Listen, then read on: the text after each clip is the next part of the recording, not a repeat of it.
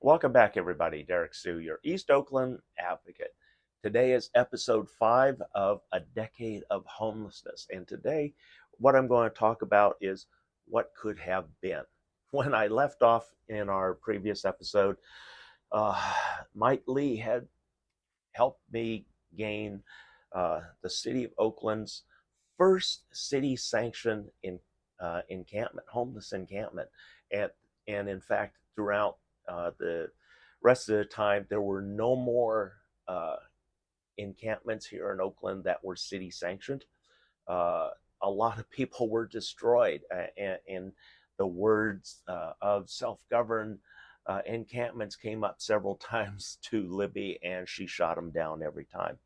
But once we had gotten out, we got our first viral video talking about the 77th Ave Rangers becoming a city-sanctioned homeless encampment, and that was on Invisible People, and that was with Mark Horvat. He visited our camp, and also Ocean Melander, one of his writers, had visited us, and Ocean actually wrote the article about becoming the first Oakland city sanctioned encampment. And then shortly thereafter, Mark Horvat visited us. And then also not Mark, but Mike Lee had arranged all sorts of reporters from around the world. We had visitors from Canada, India, France. Paris, France. ITV, Paris, came in and did an interview and a live story on 77th Ave Rangers and Oakland homelessness. Then we had India, people from India. In fact, there was a group, acrobatic group from India that visited the 77th Ave Rangers, and in their show, they were going to talk about some homeless issues that they had just seen, which was us.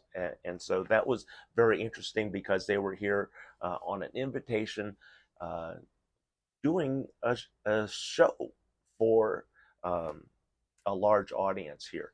And so they were exposed to Oakland homelessness, and they took back a lot of memories. There were a lot of great conversations with a lot of folks, and we had schools such as an Oakland school, which was close by, SOL, which was a school here on 70th Avenue, and the children came and did projects on us, and also they visited, talked with real people. They said, wow, these folks are just like my parents, my grandparents, and the only difference is that they don't have a house. And the kids really started seeing homelessness for what it really is. It is a plight on the poor and the struggling, and there are no avenues out. And so that was one of the things that the kids finally started realizing, that you you work so hard and things don't always work out, and you could be at the top of the heap like I was, and then the next day you can be down, you know, with the crawling with the rats on the street, so to speak. But anyway, here's some pictures of Nikki Fornutado Bass. Some Salesforce executives came bearing gifts to our encampment, and SOL School visited us. So these are some of our visitors.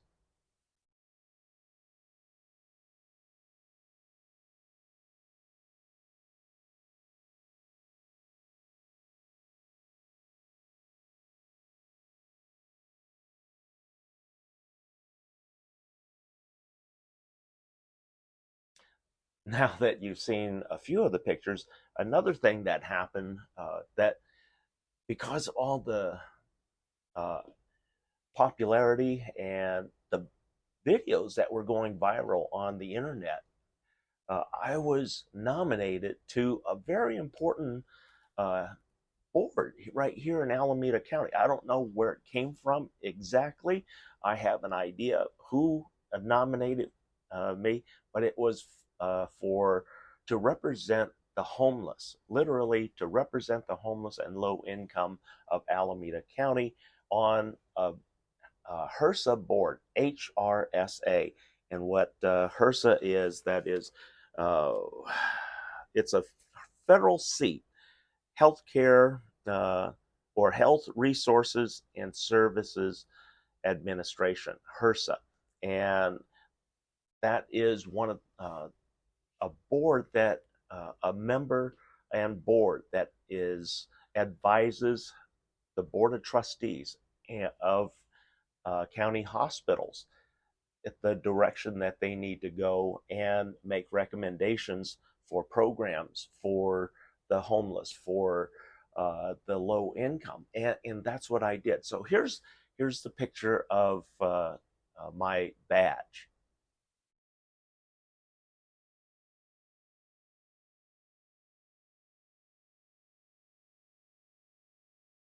Okay, so you saw my identification. One of the first things I started working on when I uh, became a board member, the CAB board members, and a seated member. In fact, I was the only homeless person on the board. And so HRSA requiring this board, and this is for homeless. And so they required uh, at least half the board have experience with homelessness. And so I was the only board member out of nine people, I was the only one with current homeless experience. The next closest was 10 years prior. So that person was essentially irrelevant. Whatever experience and information that they have, it wasn't relevant to the period now. So one of the first things that I embarked on was dealing with an issue that I had when I came out of surgery. There was no respite care for those that were they called indigent or homeless. And so after 6 days, they literally kicked me out of the hospital and to fend for myself. There was nowhere for me to recuperate from the surgery, to regain my energy, because that surgery was very invasive. And so no place, literally. And we had social workers at Highland, Alameda Health Systems looking for me. And also Alameda County was looking for me. And there was nothing available at the time. And so first thing that I did, I wanted to set up respite care. And respite care that was available to any homeless person coming out of the hospital, regardless if they had an address to go back to or not. If they needed this respite care, they could, it would be offered to them, and it would be up to them to either accept or decline that. But that respite care we put in place, I had put in place, helped put in place $1.2 million set aside for 60 respite care beds. 60 respite care beds. That was the annual budget for those beds. And that was set up for at the homeless shelter on 75th and International Crossroads. And that's a place where I stayed. And so they set up 60 beds, and then it was increased to 65 beds because the need was there. And so that was one of the projects that I successfully steered to help the poor. Also, helping the indigent and the homeless ID, because when you go into the hospital, you have to have an ID. And so most of the people on the street, the homeless, don't have an ID. They don't have their social security number. And so it is literally impossible for them to be seen at the hospital, with the minimum requirement being an official ID of some form. And most homeless people have none. And so we found a way with the cooperation of the city of Oakland, we were able to create a city of Oakland ID for the homeless. Cost nothing for the homeless. And um, it was accepted at the county hospital. And so that was how we got around the lack of ID, because if that person, that homeless indigent person, was in our CES Central Entry system,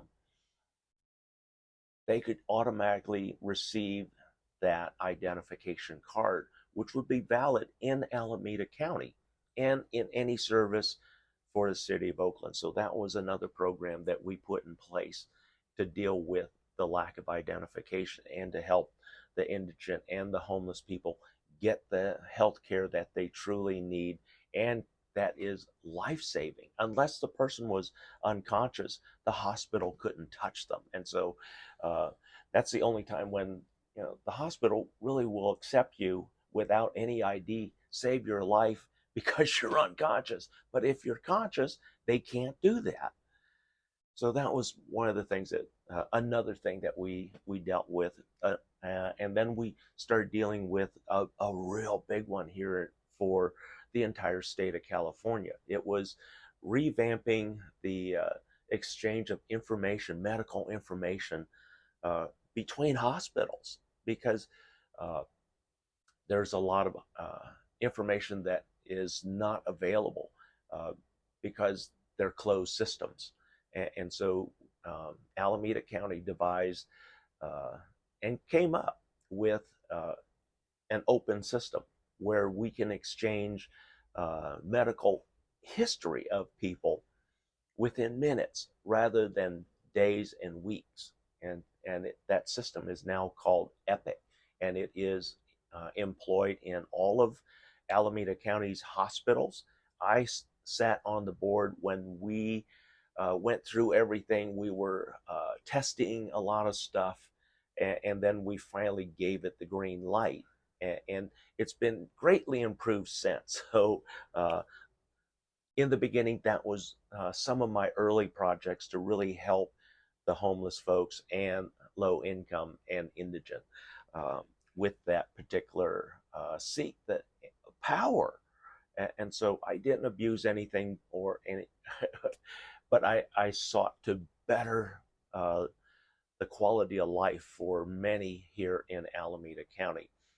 And then there were the other thing that came into really hot contention, and the reason why I stepped away from my seat was the amount of pressure I was getting from the Board of Trustees up top.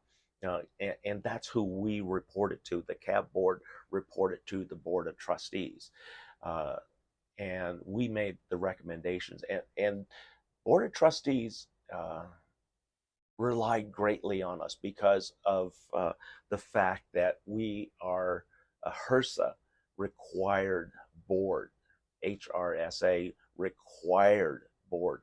And I was the most relevant person with my opinion and my information and my experience to relay programs that would be of interest and great value to the poor, the homeless, and the indigent. And that's what I did. I steered away from their priority at the time was the completion of the new building that you see today. And at that point, they were about 2/3 of the way through. And at the same time, there was an ongoing strike for wages. The nurses, doctors, and employees of Alameda Health Systems had gone on strike, and they had gone without a working contract for 2 years. And that was a big concern for me. Even though I didn't have great influence on that issue, I did influence the board because they tried to bring me into a position where I was in agreement with what they were doing and how they were really screwing the workers of Alameda Health Systems, the backbone of the healthcare system. It's not the board of trustees. They're useless. They just make financial decisions in the best interest, supposedly. But that wasn't the case. In this case, I was seeing that they were being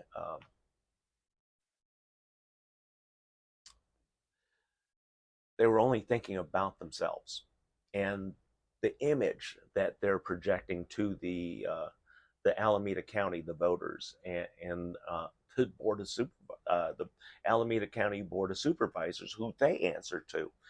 And so, anyway, with all the pressure, and then the threat, they said, well, if you don't do this, or if you don't stop doing this, we're going to vote to remove you from the board. And with that threat, I instantly just said, well, you know what? I tell you, you can have the seat right now. I immediately resigned my seat. I am stepping away. And I did it. It shocked everybody in the room. I got up and left. I left all of my Alameda Health Systems tools and everything right there for them to collect up. I said, I'm done. I'll save you firing me or voting me out. I quit. When news of that got back to Alameda County Board of Supervisors, 1 week later, the entire board of trustees at Alameda Health Systems, they were all terminated, every one of them. A whole new board is in place right now because I said, I'm not going along with what you're doing. It's wrong. You're hurting more people at the benefit of your image, your public image. That's not right. You're doing a lot of harm in the community. And so that's why I stepped away from that. And that's the kind of morals that I have. I will stand up for the low income, the poor guy, Joe Blow. I stand up for you and I fight for you. And that's what I plan on doing if you elect me the next Oakland mayor. So, okay, I also took care of families, literally, on the street. Just about every camp. Soon as the city found out, or CPS, Child Protective Services, found out that a child was living on the street in an encampment, they would go and scoop up those children, leave the adults, and take the children away. That did not happen in my particular camp. In fact, I'm going to show you the family. It was a widowed mother. Her husband had just recently been murdered here in Oakland, and so the mother, she lost her income, and she had 3 children, 2 of which were with her. The slightly older one was staying with a sister in the neighborhood, but they were broken up because of a murder right here in Oakland. And I protected this family because of my Department of Defense credentials and having Department of Justice clearance to work with all children, young and old, and also at-risk teens. I'm a negotiator for the Department of Justice and Department of Defense. And so I had the clearance so that these children can stay with their mother and not be put in foster home. And we were able to finally get them housing in the neighborhood through an agency that I work with directly to help single mothers like this with children. And so here's their picture.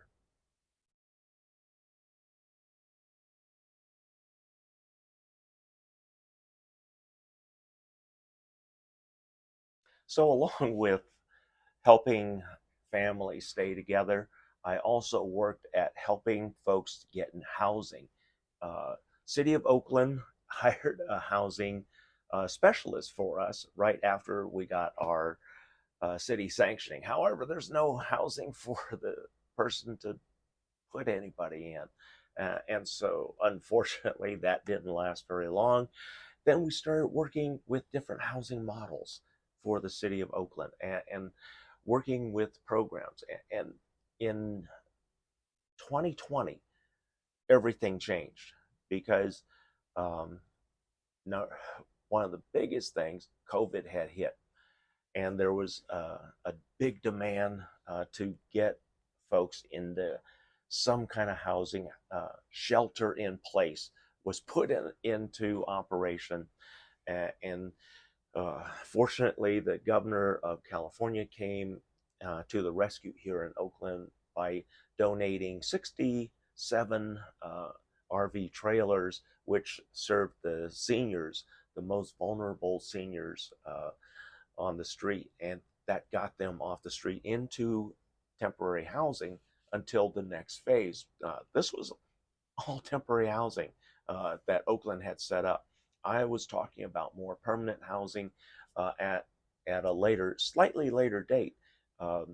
We had won against Caltrans. We had a big lawsuit here from Oakland, the homeless community, and we beat Caltrans. And we had our lawyer, what was his name? Osha Neiman.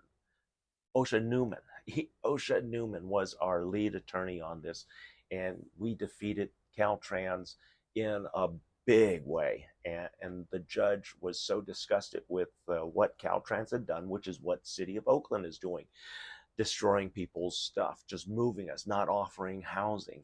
That was the main thing. But yet they take all of our property. It can be even our medical in identification cards, our glasses, our medications, our IDs. They stole those, destroyed them to make us more unhoused and more desperate and do more harm. And this was something that we had to deal with constantly. And sorry, folks, I still get pretty emotional about losing stuff, seeing people losing their possessions. In fact, I'm going to show you a quick picture before we go on of the sadness and the pain and agony that city and counties cause.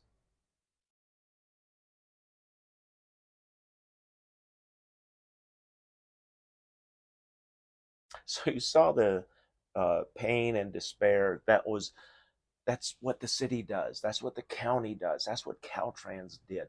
They take your stuff. They give you nothing. They treat you horribly, horribly. And they left her with nothing, no tent, not a scrap of food. They took her identification. And we changed all that. That's how we beat Caltrans. We got them because that's a right, a civil rights violation. They violated her First Amendment rights, which was to protest housing because she didn't have any, and she was harmed, and she had no alternative but to sleep on the street. But yet the city says, we don't care. Then I mean, it just goes downhill from there. In our next episode, I work really hard to try and change the city of Oakland, the housing. I have new models for housing, new ideas to get people off the street, to have low-cost housing. How about housing that starts at $90,000 a year?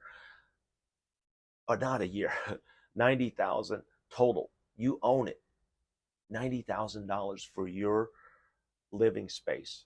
600 square feet to 900 square feet. $90,000.